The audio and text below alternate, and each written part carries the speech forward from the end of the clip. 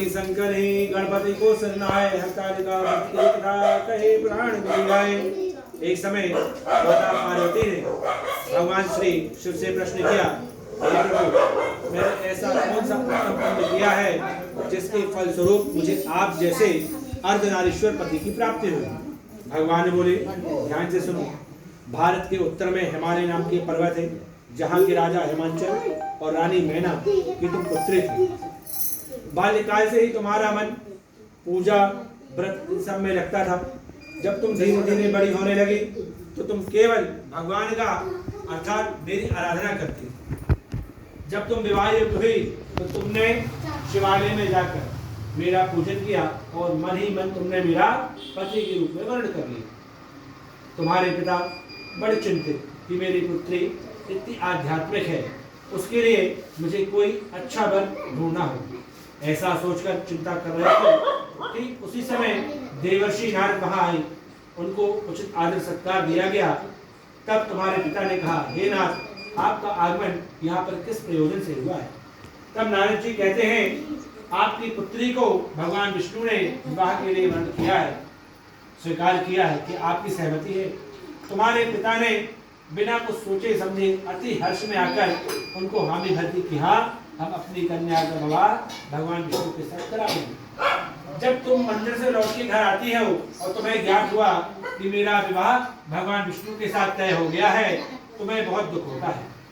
तुम अपनी सहेली से विचार विमर्श करती हो कि मैं तो भगवान शिव को पति रूप में चाहती हूँ, किंतु मेरा विवाह मेरे पिता ने भगवान विष्णु के साथ तय कर दिया है। मैं अब भगवान का पूजन कैसे करूंगी, क्योंकि मेरा विवाह कुछ समय पश्चात हो जाएगा। तब तुम्हारी सहेली ने कहा, तुम चिंता ना करो, मैं तुम्हें हिमालय की ऐसी गहन गुफाओं में ले जाऊंगी जहां पर तुम्हें कोई ढूंढ ना पाएगा। जब तुम्हें कोई ढूंढेगा ही नहीं, तुम्हारा विवाह कैसे होगा और तुम भगवान शिव की आराधना करते रहे। योजना के अनुसार मध्य रात्रि तुम्हारी सहेली तुमको हिमालय की गहन गुफाओं में ले जाती है। वहां जाकर तुमने मेरी बहुत आराधना की। 2 आहारी भोजन से छोड़कर तुमने एक आहार किया कि अब मैं केवल एक समय कंदमूल ग्रहण करूंगी और भगवान आपको प्रसन्न करूंगी।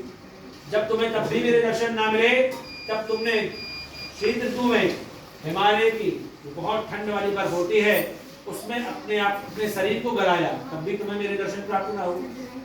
ग्रीष्म ऋतु में तुमने अपने शरीर को चट्टानों पे जलाया, मेरी तपस्या की मेरे दर्शन ना मिले।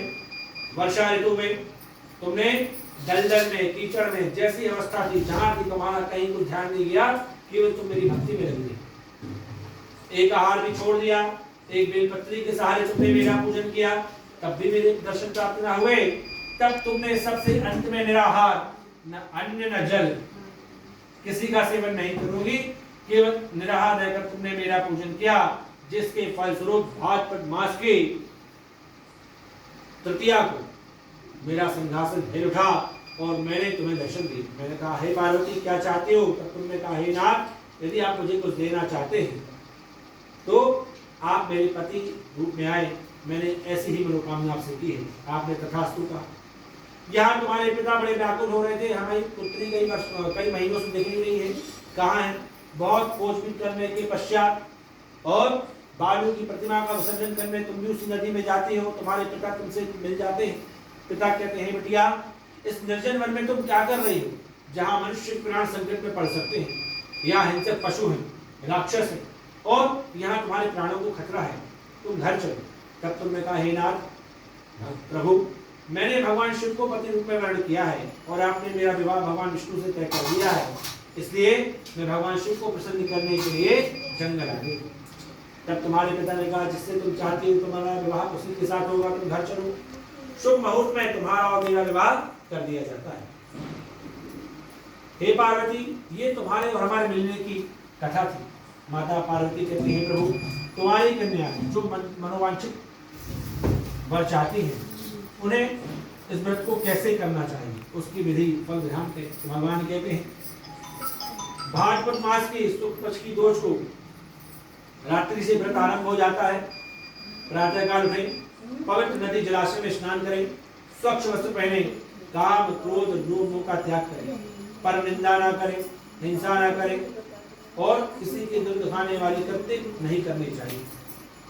रात्रि के समय सुंदर चौक पूरकर अच्छा सुनहरा बनाकर माता पार्वती भगवान शिव की दूध दही घी शक्कर शहद इत्यादि से नैवेद्य केले का फल केला इत्यादि फल जो भी आपकी यथाशक्ति हो उससे भगवान शिव पार्वती का पूजन करें।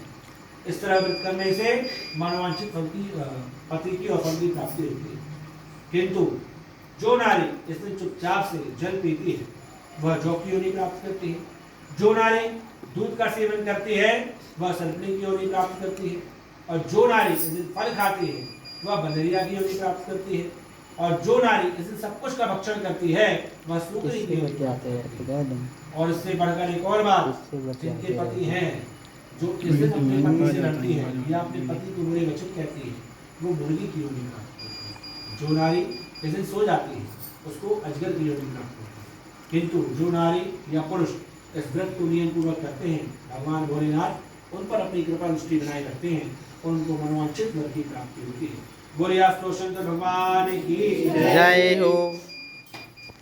सत्यागी